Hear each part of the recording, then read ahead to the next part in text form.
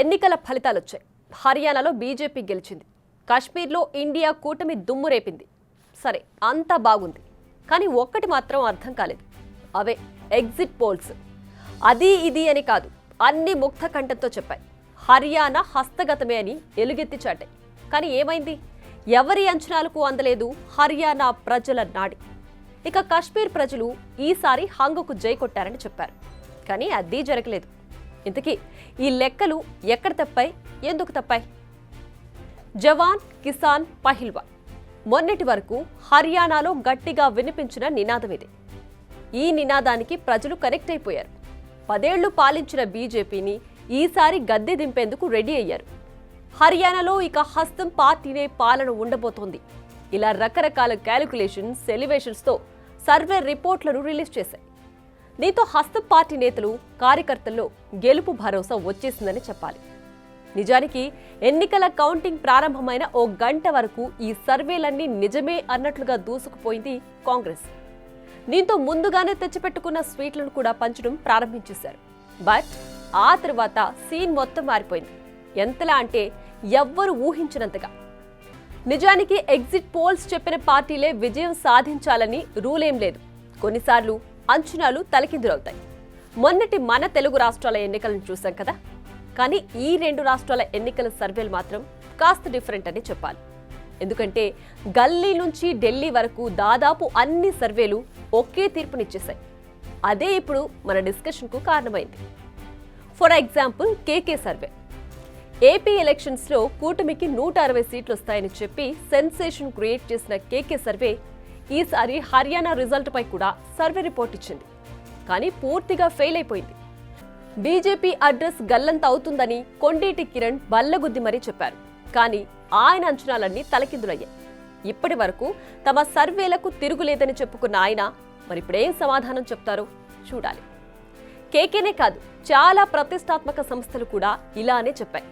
Dainik Bhaskar, Peoples Pulse, NDTV, India Today, Republic Matrix, CNN ఇలా అన్ని సర్వేలు బీజేపీ 25 నుంచి 35 సీట్ల వద్ద ఆగిపోతుందని, కాంగ్రెస్ 50 సీట్ల వరకు సాధిస్తుందని తెలిపాయి.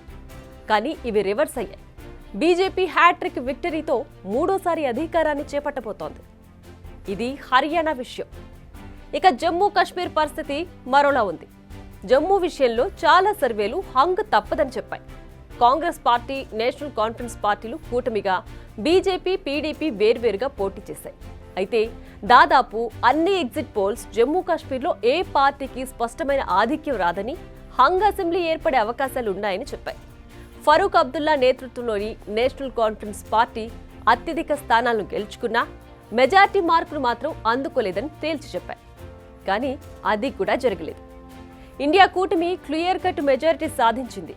నేషనల్ కాన్ఫరెన్స్, కాంగ్రెస్ కూటమి స్పష్టమైన ఆధిక్యాన్ని సాధించింది. ఇప్పుడు 10 ఏళ్ల తరువాత జమ్మూ కాశ్మీర్లో ప్రజా ప్రభుత్వం ఏర్పాటు కాబోతోంది. సో సర్వే రిపోర్ట్లు ఎప్పుడూ పూర్తిగా నిజం కావని తేలిపోయింది.